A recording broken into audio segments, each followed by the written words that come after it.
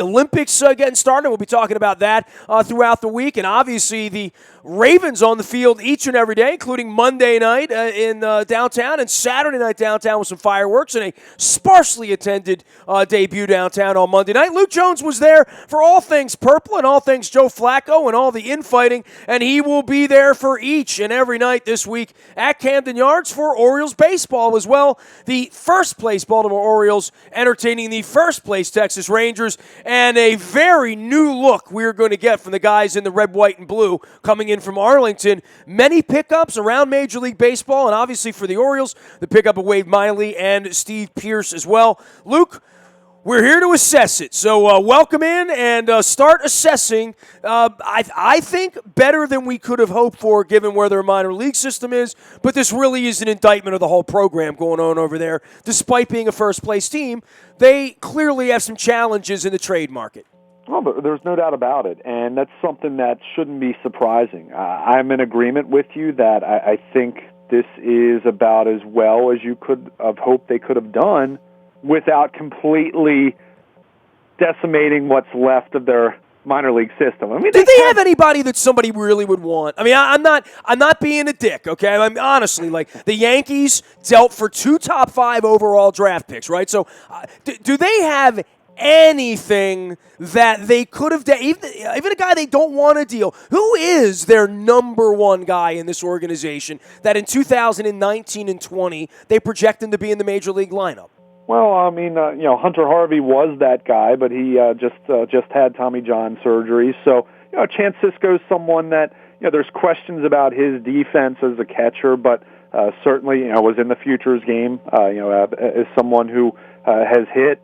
So, he's someone that fits that bill. But if they were going to deal him off, what would they have gotten for him? Well, I mean, they north of Steve Pearce and Miley, right? They probably could have gotten something a little bit better than those guys, but not by much. I mean, you're not. Chance Sisco's not the centerpice in a Chris Sale deal, for He's example. not Matt Wieters the year before they brought him up. No, not even close to that. Right. I mean, you go down the list. Jomar Reyes, third baseman. Chris Lee, left-handed pitcher. Tanner Scott is someone who throws really, really hard. Trey Mancini is, not a top 100 kind of prospect, but he's a guy that some teams have talked about before. But again, these are all complementary kind of pieces for trades, not someone that you're going to go out and get a number one starter or going to go out and get a 40 home run player. So I mean, it's where the Orioles were at a disadvantage. And on the flip side, I think Dan Duquette did a nice job here not overpaying for some incremental improvement, which was my big point of contention last year when they traded Zach Davies for Gerardo Parra. If you remember, I thought the Orioles should have been sellers at the deadline last year.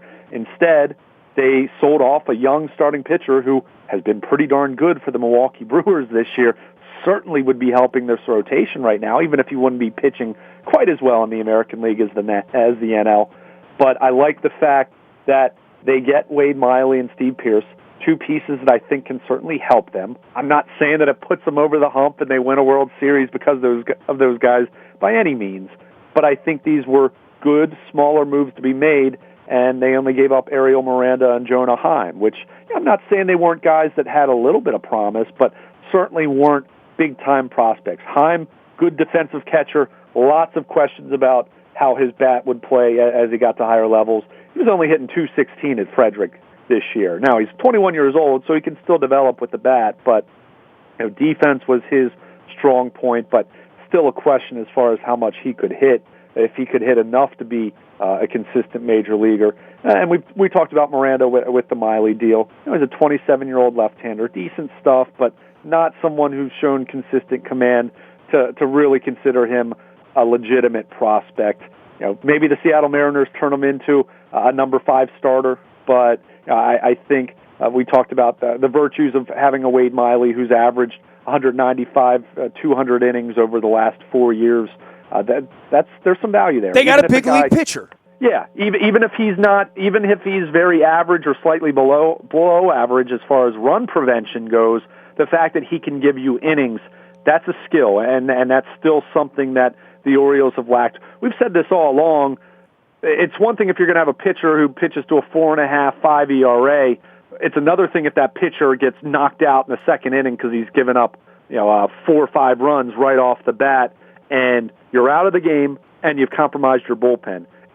Wade Miley over the course of 6 innings or 7 innings is going to give up 3 or 4 runs, but if you give the team the 6 or 7 innings, you're going to be in position to have a decent chance to win if your offense wakes up, which I think it will after a really frustrating July, and it puts far less strain on your bullpen, and that's a major factor to consider over these final 2 months. So, I was okay with the Miley deal. It's not a great deal. I didn't think it was a bad deal, and you knew I'd like the Steve Pearce deal. That was a guy that I always liked, and he's one of Buck's guys, but he's one of Luke's guys too. And he's a guy that when you think about where the Orioles have been right this year against left-handed pitching, I mean, they've hit 236 with an OPS right around 700 against southpaws. Steve Pearce this year against left-handed pitching has been outstanding. 377 with a 1,200 OPS against left-handed pitching. He sounds like the perfect partner with Hyun-Soo Kim in a platoon in left field. But at the same time, I could still see him getting some playing time beyond that. I think he's clearly a defensive upgrade over Mark Trumbo.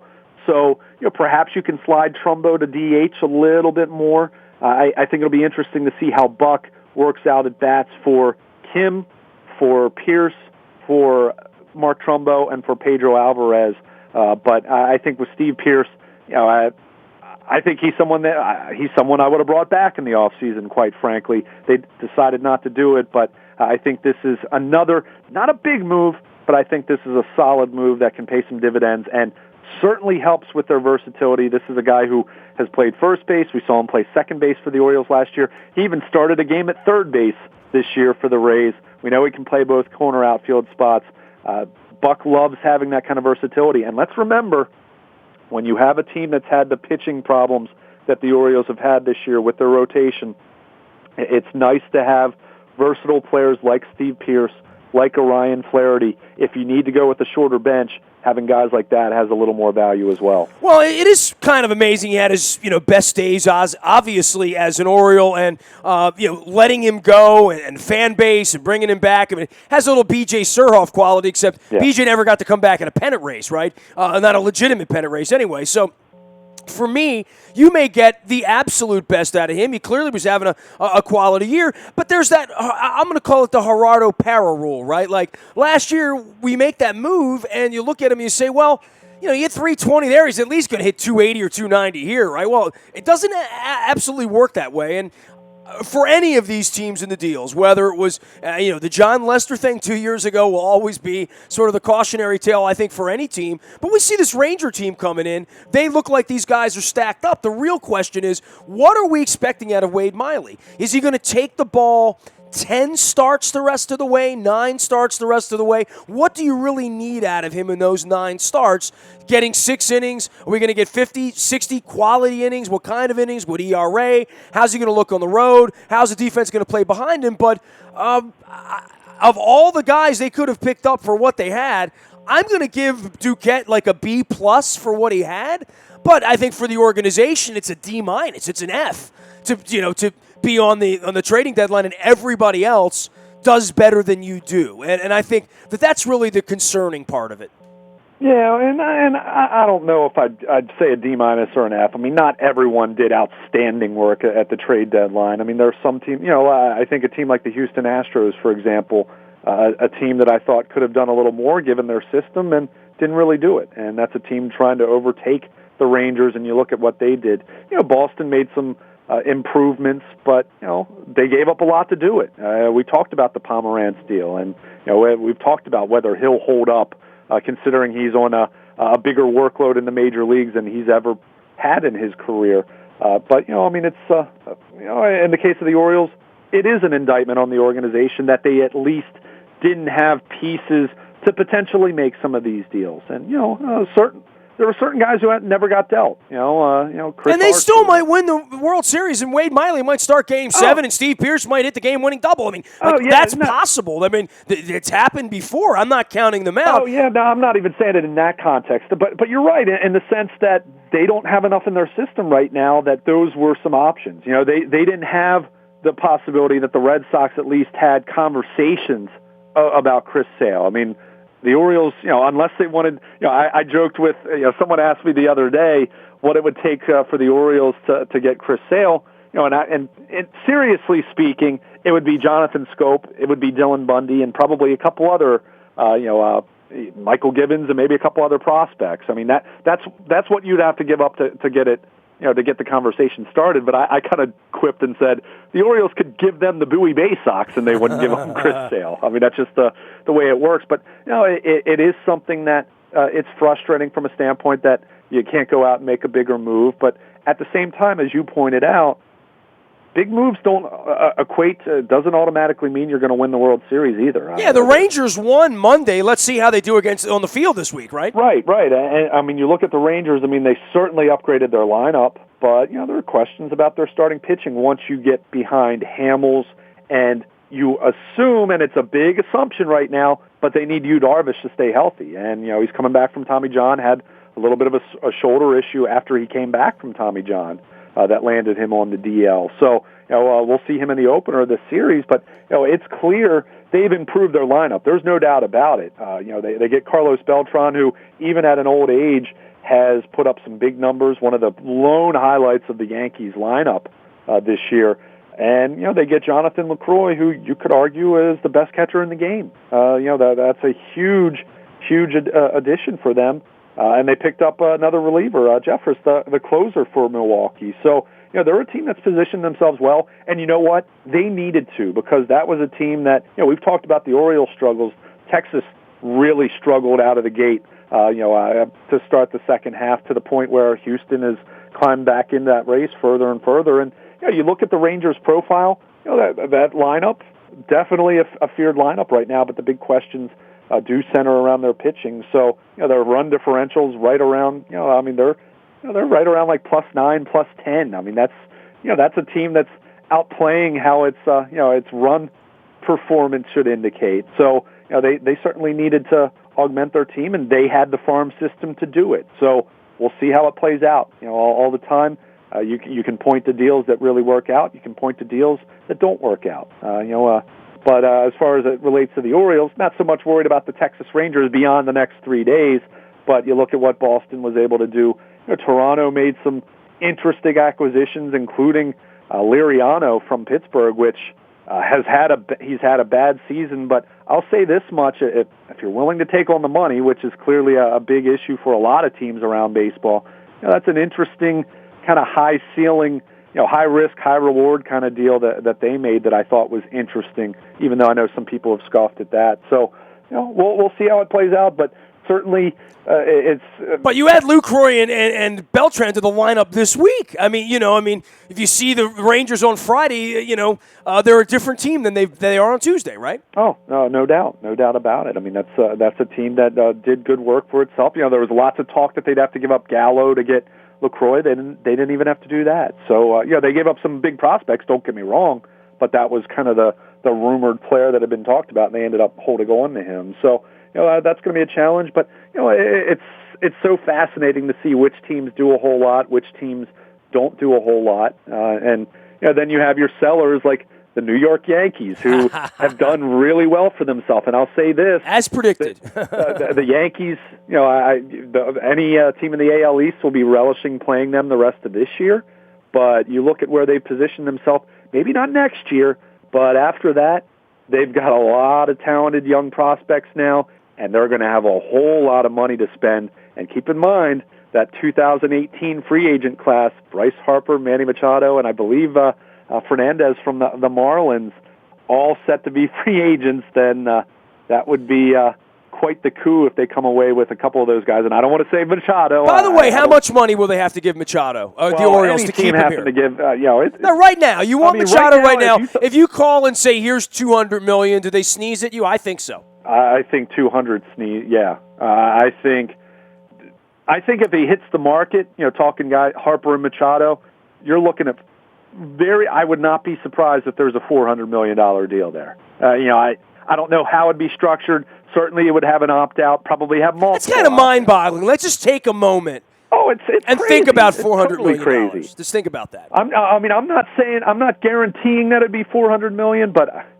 I mean, you saw what Stanton got. Well, one of these guys is going to get $400 million. Yeah, I mean, it's coming. The A-Rod 250 was a long time ago, Randy, right? I mean, you were in high school. 10 years, $250 million. I mean, that was just 15, 16 years ago at right. this point. So it's crazy to think about it. But again, getting back to the Yankees, they were smart, and that's something that the last few years you could kind of count on them that they were going to rely on older free agents, overpaying for guys that are past their prime.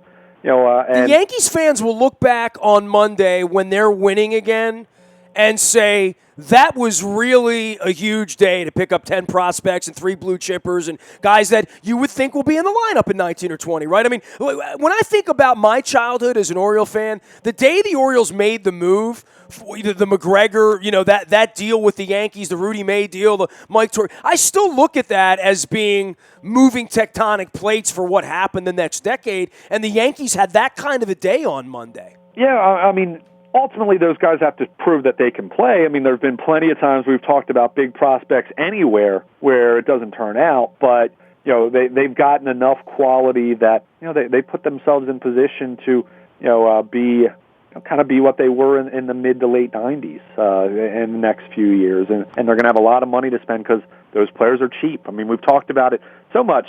We can talk all we want about spending money, and look, that's a very real part of the game. But this has become a young man's game. It really has. When you look around baseball, the most impactful players and the teams that are really doing well for themselves are teams that have guys under club control getting huge value for very little compensation. I mean, and the Orioles are a great example of that. Look at what Manny Machado has given them over the last few years. Look at what Jonathan Scope is giving them right now in comparison to what he's making. I mean, the teams that have these young, controllable players, they're the teams that have a great chance to really win, and that's what makes teams like the Chicago Cubs so scary right now. They've increased their payroll, they've spent money on free agents, but the core of that team is so young and so cheap, and that's the direction the Yankees are heading pretty quickly. So everyone else in the division, including and Boston certainly has their cheap, controllable talent as well, but everyone else better take advantage over the next year or two, because after that, I think the Yankees are going to be scary, assuming these prospects are legitimate, and a lot of people think they are. Meanwhile, in the here and now, the Orioles entertaining the upstart Texas Rangers, who picked up a couple of key pieces in LaCroix and Beltran. We'll see those guys down at Camden Yards. Darvish and Bundy, Hamels and Gausman, Griffin and Gallardo. And where's Wade Miley fitting into this? I guess over the weekend in Chicago, huh? We could see that. I wouldn't be shocked. Keep in mind, the Orioles announced the rotation before the Miley trade. I mean, they had announced that rotation for this series on Sunday morning. So I wouldn't be stunned. Miley pitched on Saturday and pitched a great game against the Cubs. So that would put him in line to start on Thursday.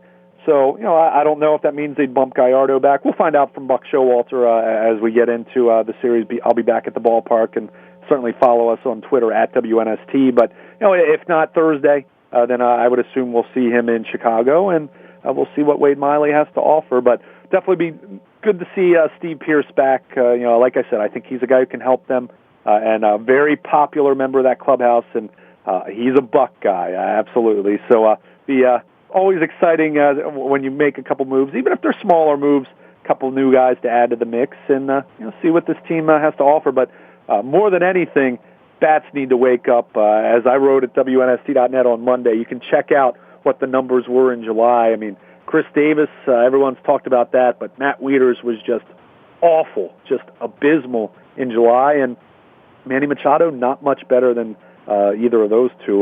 You're talking about 3 all-star players right there who had bad months, so the logic would tell you some other teams are going to pay sooner rather than later, and the Orioles certainly need their bats to wake up just holding the one-game lead going into this series. Rangers with plenty of big bats come into town. 3 games. Luke's down at the ballpark. You can always find him, Baltimore Luke, out on Twitter, and Luke at WNST.net. You can find my work in the Buy a Toyota Audio Vault 24 hours a day. From anywhere in the world, you can download the TuneIn Radio app. We come in crystal clear. You can listen live from wherever you want, whenever you want, however you want. It even plugs into your stereo in your car. Also, and I got to point this out for everybody out there, our WNST text service has been alive this week. We had some new signups, certainly at the trading deadline, and with the Ravens on the backfields, you definitely want to be on that. That is brought to you by Coons Ford of Security Boulevard, and of course, Dennis will be here on Thursday driving you home from 3 until 5. Each and every morning, our WNST morning newspaper comes your way at 7 a.m. It is powered up by Planet Fitness and PlanetFitness.com.